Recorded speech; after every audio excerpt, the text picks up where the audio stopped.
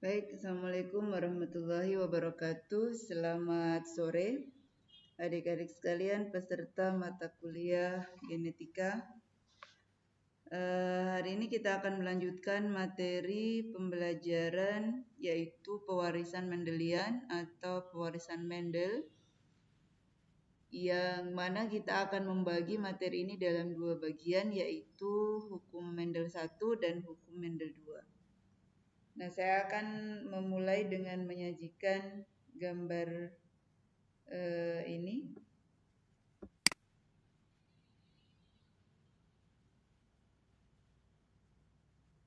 Ya. Nah, kalau kita melihat ini adalah gambar dari Gregor Mendel. Ya, Gregor Mendel adalah bapak genetika. Jadi dia adalah seorang rahib dari kota Austria yang tinggal di biara laki-laki, sebuah biara ya di kota Bern.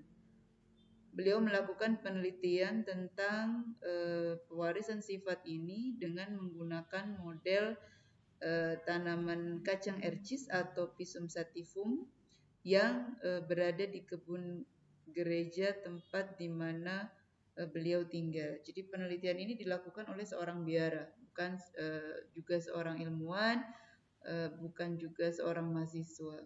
Jadi adik-adik sekalian bisa melihat orang-orang yang mempunyai kepedulian dengan ilmu pengetahuan tidak harus menduduki satu posisi tertentu sebagai mahasiswa untuk melakukan sebuah penelitian. Tetapi apabila melihat fenomena alam yang dirasa perlu untuk diteliti, maka diadakanlah sebuah penelitian.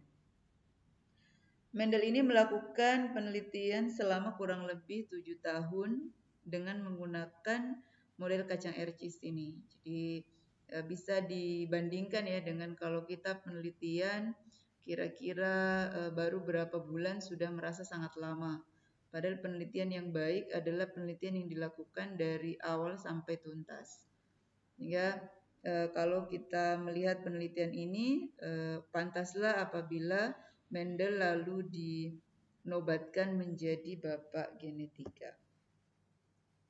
Nah, dalam perjalanan penelitian ini, Mendel selanjutnya mempublikasikan. Jadi setelah penelitiannya yang 7 tahun ini selesai, kemudian Mendel mempublikasikan hasil penelitiannya pada salah satu pertemuan ilmiah di kota Bern, yaitu Perhimpunan Pengetahuan Alam pada tahun 1866. Hasil publikasinya tersebut kemudian disebarluaskan ke berbagai perpustakaan di Eropa dan Amerika, tetapi pada saat itu belum mendapatkan respon yang berarti seperti saat sekarang. Jadi kalau sekarang ini ilmu genetika berkembang sangat pesat, itu cikal bakalnya dari penelitian genetika yang dilakukan oleh Mendel. Nah, pada saat itu tidak diketahui kebermanfaatannya. 40 tahun kemudian, sekitar abad 20 baru kemudian diketahui. Oh, ternyata penelitian Mendel itu benar adanya. Begitu ya, jadi kita jangan terlalu cepat puas atau jangan terlalu cepat merasa putus asa terhadap hasil penelitian yang kita lakukan. Boleh jadi penelitian yang pernah kita lakukan pada saat kita meneliti itu tidak berguna, tetapi di masa depan mungkin berguna untuk orang lain. Nah, secara garis besar, hukum Mendel itu ada dua ya. Hukum Mendel 1 atau hukum segregasi bebas dan hukum pemisahan gen yang sealel dan hukum Mendel 2 yaitu pengelompokan gen secara bebas. Sebelum kita melangkah ke hukum Mendel, saya ingin memperlihatkan dulu alasan mengapa Mendel memilih kacang ercis. Jadi ini sebenarnya berguna juga untuk adik-adik sekalian apabila ingin melakukan sebuah penelitian eksperimen untuk mencari model atau hewan atau tumbuhan uji di dalam penelitian. Jadi hewan atau tumbuhan uji yang seperti apa yang sebaiknya kita pilih. Jadi ini Mendel kenapa memilih kacang ercis 1? Ercis itu umurnya pendek.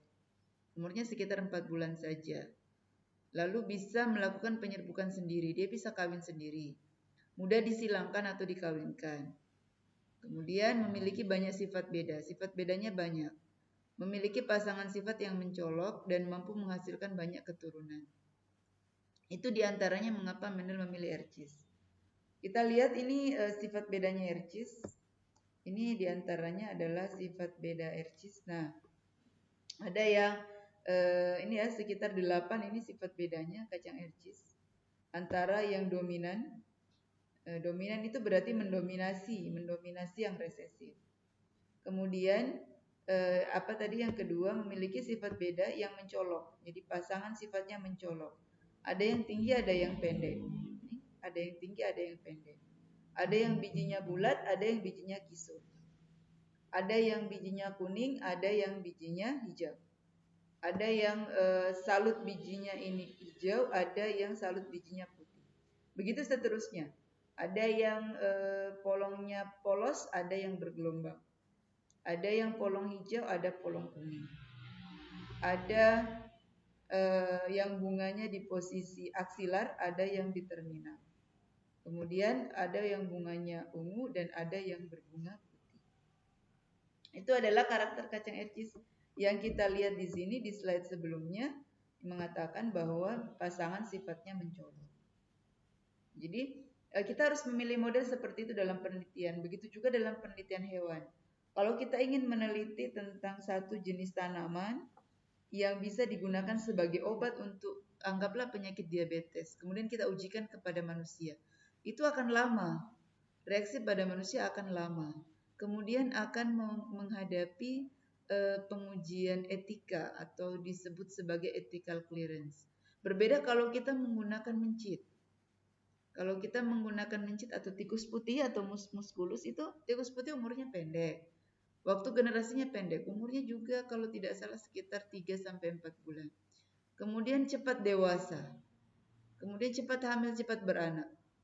Anaknya juga banyak. Itu lebih mudah untuk kita teliti. Kenapa harus mencit? Sama-sama mamalia. Untuk menguji kepada manusia mungkin terlalu lama. Tetapi apakah pengujian pada manusia penting untuk misalnya penelitian-penelitian tertentu? Iya. Nah, tetapi tentu harus diujikan pada hewan terlebih dahulu. Apabila aman, maka baru diujikan kepada manusia. Itu adalah etika-etika penelitian, juga termasuk di dalamnya adalah trik dan tips bagaimana cara kita melakukan sebuah penelitian yang bisa cepat diselesaikan. Itu pun Mendel membutuhkan waktu 7 tahun untuk bisa menyelesaikan seluruh penelitiannya. Ini tadi ya. Nah, inilah inti penelitian yang dilakukan oleh Mendel. Ada 3 step. Ada 3 step penelitian yang dilakukan oleh Mendel. Ini bisa diperhatikan. Nah, kita akan mulai penjelasannya dari step yang pertama. Ini ya. Ada bunga yang berwarna ungu, ada bunga yang berwarna putih. Bunga yang berwarna ungu apabila saya sandikan dengan A, misalnya saya tulis sebagai A, bunga berwarna ungu. A besar, dan bunga yang berwarna putih saya tulis sebagai A kecil. Ini. Nah, apabila bunga yang berwarna ungu ini kawin dengan sesamanya ungu, ya, berbunga berwarna ungu kawin dengan sesamanya ungu, maka hasilnya adalah semuanya berwarna ungu. Kenapa? Karena semuanya A besar. Sama dengan ini, apabila bunga berwarna putih dikawinkan dengan sesamanya, maka ini tentu semua bunga akan berwarna putih. Nah, sehingga ini bisa ditulis sebagai A besar seluruhnya ya. Dan ini bisa ditulis sebagai A kecil. Ini juga seluruhnya. Nah, bagaimana atau apakah yang terjadi apabila A besar ini dikawinkan dengan A kecil? Apa yang terjadi kita lihat. A besar ini parentalnya ya, ini anggaplah parental, orang tua. A besar dikawinkan dengan A kecil. Bagaimana gametnya? Kita belajar membuat gamet sekalian. Jika A besar dengan A besar, maka gametnya adalah A besar. Jika parentalnya A kecil, gametnya adalah A kecil. Bagaimana F1-nya? Maka F1-nya adalah persilangan antara kedua gamet. F1 menjadi A besar, A kecil. Yang manakah A besar, A kecil itu? Ini semua adalah A besar, A kecil. A besar, A kecil, A besar, A kecil, A besar, A kecil. Empat-empatnya. Nah, kemudian A besar A kecil ini disilangkan lagi dengan sesamanya. Dia kawin lagi dengan sesamanya. Sesamanya A besar A kecil saling kawin. Nah, apa yang terjadi? Gametnya bagaimana kalau A-nya ada A-nya besar, ada A-nya kecil, maka gametnya adalah A besar, A kecil. Kemudian dikawinkan lagi A besar, A kecil. Maka F1-nya adalah, F2-nya adalah A besar, 1. Ada A besar, A kecil.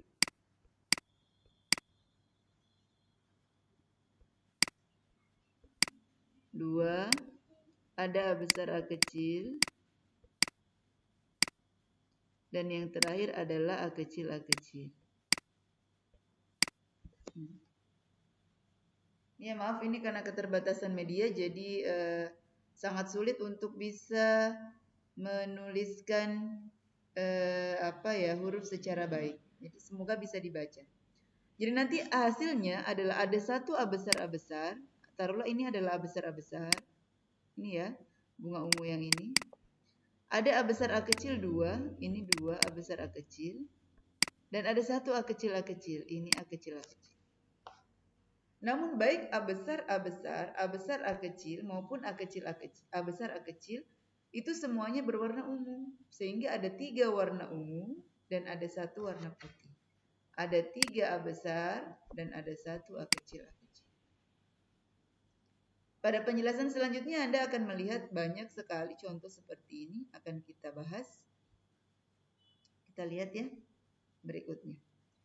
Hukum Mendel 1 atau hukum segregasi menyatakan bahwa pada pembentukan gamet, ingat ya, jadi satu sifat itu disandi oleh 2 huruf. Sehingga pada pembentukan gamet kedua gen, jadi 2 huruf itu, yang merupakan pasangan dipisahkan dalam 2 sel anak. Yang merupakan pasangan akan dipisah dalam 2 sel anak. Hukum ini berlaku untuk persilangan monohibrid atau persilangan dengan satu sifat beda.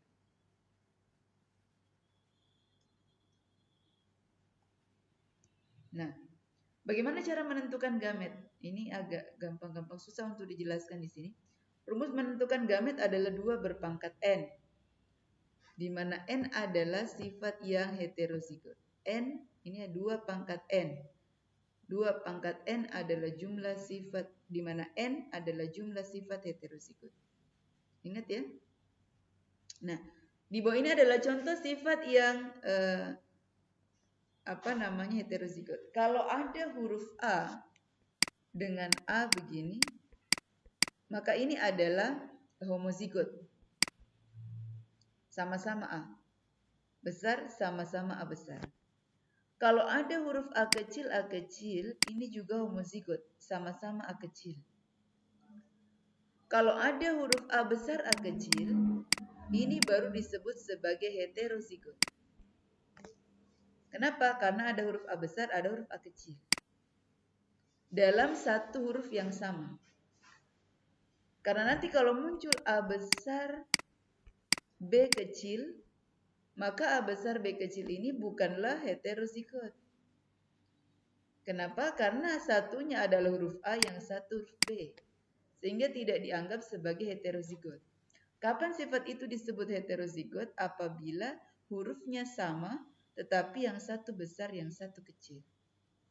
Maka dari contoh ini kita ketahui bahwa bagian atas ini, A besar, B kecil adalah heterozigot, adalah homozigot. Jadi ini 0 sifat heterozigot. Artinya apa? Artinya dia ini homozigot. Homo sama. Huruf A-nya sama-sama besar, huruf B-nya sama-sama kecil. Sedangkan yang di bawah ini berbeda. Huruf A-nya ada A besar A kecil, huruf B-nya ada B besar B kecil. Maka ada berapa sifat heterozigot? Jawabannya ada 2. Jadi ada 2 sifat heterozigot, yaitu sifat A dan sifat B.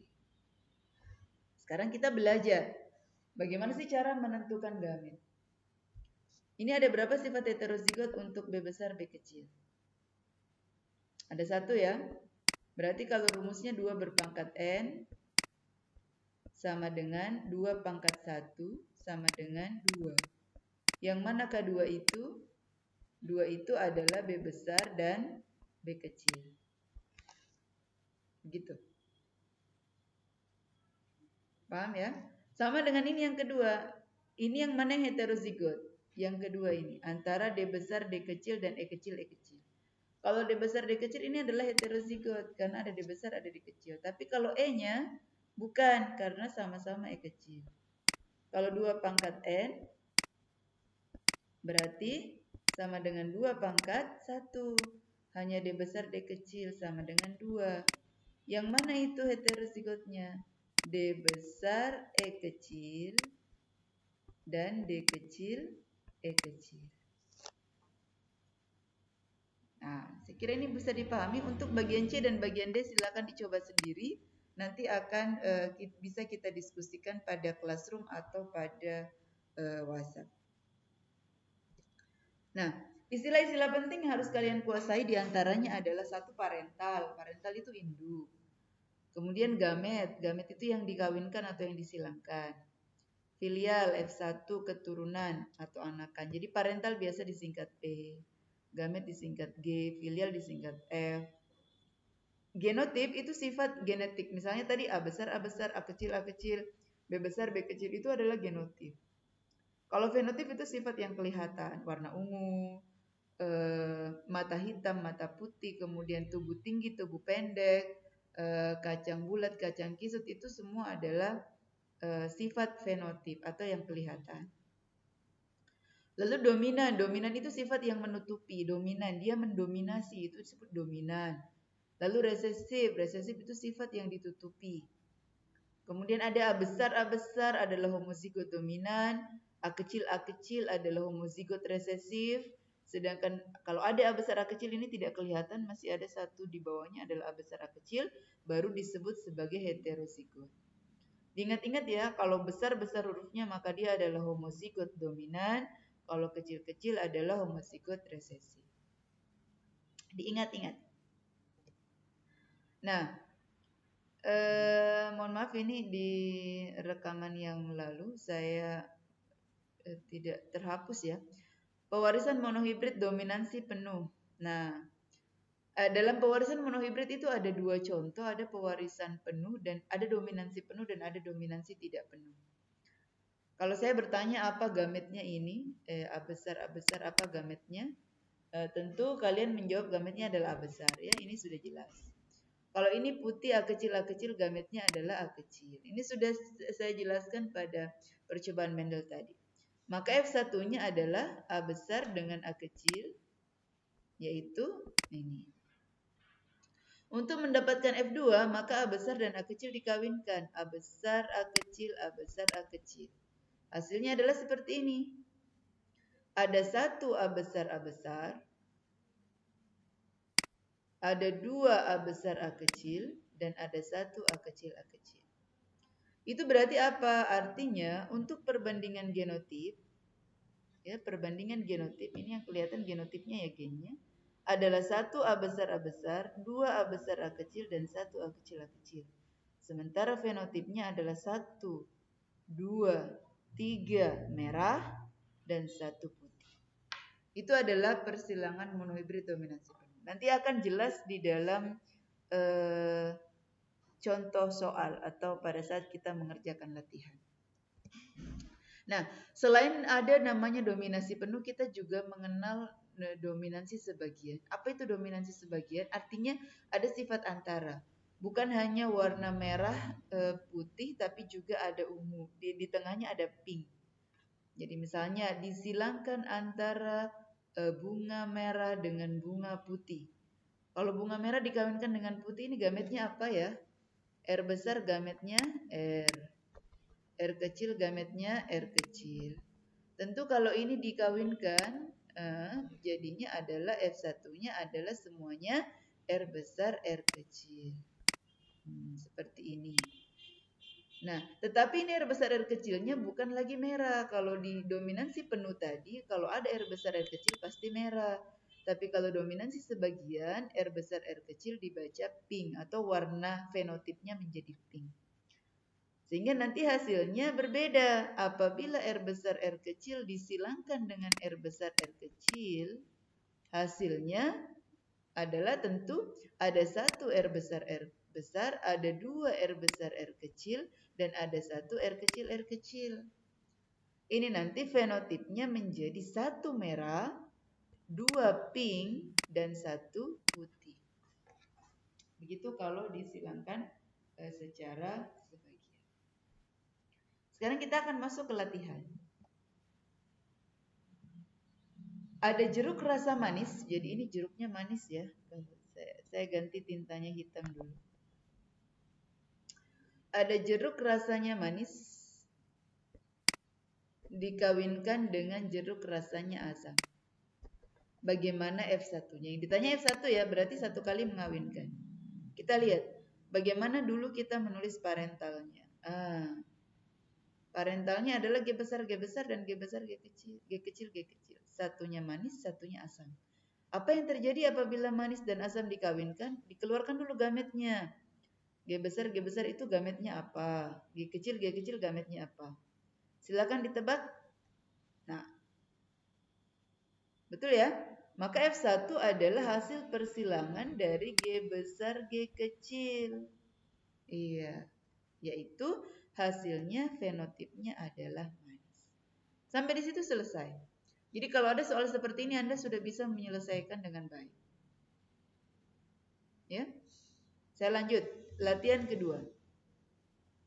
Disilangkan tanaman tinggi T besar dengan tanaman pendek T kecil. Tentukan F1 dan F2-nya. Ada dua pertanyaan. Nah, untuk memudahkannya kerjakan dulu P1. T besar silang T kecil. Gametnya apa? Ini karena T besar, gametnya T besar. T kecil, gametnya T kecil. F1-nya bagaimana? F1-nya tentu adalah ini. Berarti semua tanaman F1 100% tinggi. Nah, itu kelihatan di sini. Ya, jadi hasilnya adalah 100% tinggi. Ini. Apabila T besar T kecil dikawinkan dengan sesamanya T besar T kecil ini ya. Apabila T besar T kecil dikawinkan dengan sesamanya T besar T kecil, maka hasilnya seperti ini. Apa gametnya? Tentu gametnya ada T besar, ada T kecil. Ada T besar, ada T kecil. Ini hasilnya T besar, T besar, T kecil, T besar, T kecil, T kecil, T kecil. Ini dia. T besar, T besar, T besar, T kecil, T besar, T kecil, T kecil, T kecil. Ya.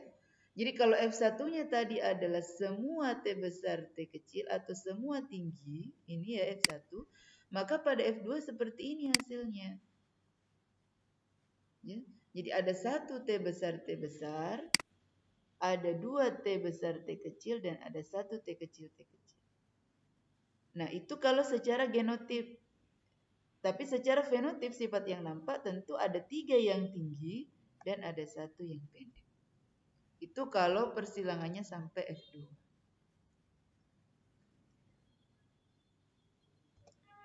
Nah, soal selanjutnya, ini soal berikutnya. Diketahui gen H besar, hitam. Ini gen H besar, hitam. Alelnya H kecil, putih. Ini gennya ya yang diketahui. Adalah gen yang menyandi warna rambut pada tikus. Pertanyaannya, jika disilangkan tikus hitam heterozigot, oke. Ini tikus hitam heterozigot dengan tikus putih, ini disilangkan ya. Tentukan rasio fenotip dan genotipnya. Ini pertanyaannya. Jadi apa yang disilangkan? Tikus hitam heterozigot. Kita buat dulu P adalah. Silakan dikerjakan. Tikus hitam heterozigot berarti heterozigot itu begini. Tikus hitam. Nah, ini hitam ya, tapi heterozigot. Dikawinkan dengan tikus putih. Tikus putih tentunya hanya kecil semua. Gametnya bagaimana? Kalau gametnya tentu adalah H besar sendiri, koma H kecil. Kalau ini yang satu, H kecil satu. Kenapa ditulis satu? Karena sama, kalau ditulis 2 kali juga tidak masalah. Tapi biasanya hanya ditulis satu supaya tidak rancu. Bagaimana F1-nya? F1-nya tentu adalah hasil perkawinan antara H besar, H kecil. Sehingga nanti F1-nya adalah H besar, H kecil. Jadi yang ditanyakan adalah rasio fenotip. Bagaimana fenotipnya? Yaitu satu hitam dan satu putih. Satu hitam, satu putih. Bagaimana rasio genotipnya? Rasio genotipnya adalah 1 H besar H kecil dan 1 H kecil H kecil. Seperti itu. Jadi untuk mengerjakan soalnya dikerjakan secara bertahap, tidak perlu terburu-buru. Ini hasilnya kalau kita versi rapi. Oke. Saya kira cukup dengan 3 contoh, silakan dipelajari dengan baik. Nanti kita akan, kalau masih ada waktu, saya akan memberikan soal latihan. Kalau tidak, nanti soal latihannya akan saya berikan pada pertemuan selanjutnya. Mengenai metode atau cara yang kita gunakan, mungkin saya akan pikirkan dulu metode apa yang paling baik kita gunakan untuk exercise-nya nanti. Supaya kita lihat apakah betul-betul adik-adik bisa mengerjakan persilangan ini atau malah membingungkan. Baik, saya kira cukup pertemuan kita hari ini. Terima kasih untuk perhatiannya. Semoga bermanfaat. Dan ini adalah awal dari persilangan. Mohon untuk tidak patah arang dari awal. Karena ini baru awal, sehingga pertemuan adik-adik sekalian sampai nanti final kita akan terus mengerjakan persilangan-persilangan seperti ini dengan variasi yang berbeda-beda. Terima kasih. Assalamualaikum warahmatullahi wabarakatuh dan selamat sore.